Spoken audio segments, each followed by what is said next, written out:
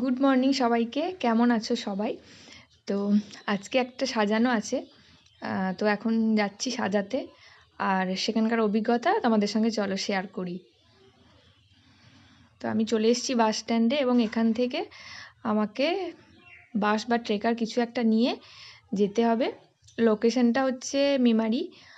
মেমারির proper Memari না, একটু মেমারি থেকে একটু দূরে, গ্রাম সাইডে।